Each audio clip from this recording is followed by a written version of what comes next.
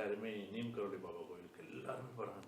இன்னைக்கு தமிழ்நாட்டில் இருக்க எல்லாருமே போயிட்டு வந்துட்டாங்க. ரொம்ப சந்தோஷம். அது என் கூட பயணித்த நிறைய நண்பர்கள் இருக்காங்க. எல்லாரும் பெரிய மாற்றம், ஒன்றும் சாதாரண மாற்றம் கிடையாது. கண்டிப்பா மாற்றம் இருந்துச்சு, பெரிய மாற்றம். ஆனா எல்லாருக்குமே ஒரே விதமான மாற்றமும் கிடையாது. எனக்கு தெரிஞ்சு என் ஃப்ரெண்ட்ஸ் சர்க்கிள் 100 பேர் போயிருக்காங்கன்னா 99 பேர் கூட ஜெயிச்சிருப்பாங்களோட தெரியும். ஆனா ஒருத்தர் தோத்துட்டாரு. நீங்க கண்டுக்க முடியாது. அது என்ன பண்றது? அதுக்கு நான் அதை தான் சொல்றேன்ல, அந்த எதிர்பார்ப்பு இல்லாம நீங்க எல்லாருமே நீம்கரவள்ளி பாபா கோயிலுக்கு போகணும்.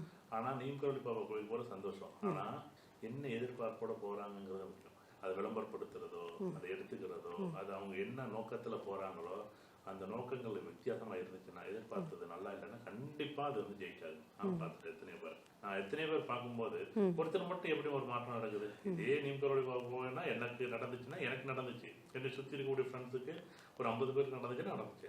ஆனா ஏன் பாதி பேருக்கு கொஞ்சம் பேர் நடக்கல அப்படின்னு பார்த்தா, அவங்களுடைய எதிர்பார்ப்புகளோ, அவங்களுடைய ஆசைகளோ, அவங்களோட பார்த்த கோணங்களோ ஆய்வு நோக்கத்துல பார்த்துருப்பாங்க, இல்ல வேற ஏதோ ஒரு கோணத்துல பார்த்துருப்பாங்க. அவங்களுடைய ஜாதகமா இருக்கலாம், அவங்களுடைய கிரக நிலைகளா இருக்கலாம், அவங்களோட அமைப்பா இருக்கலாம், பொருந்தாத விஷயங்களா இருக்கலாம். அப்ப பொருந்தாத விஷயங்களுக்கு நம்ம போய் தொடும்போது பொருந்தாதுதான். 100 சாவி இருக்கு, 100 பூட்டு இருக்கு, 1க்கு 1, 2க்கு 2, 3க்கு 3 அப்படின்னும் அந்த சாவியோட நம்பர் போட்டா திறக்க போகுது. ஆனா நீங்க என்ன பண்றீங்க, 32வது சாவி எடுத்து 1வது பூட்டை திறக்கிறேன்னு எப்படி திறக்க முடியும்?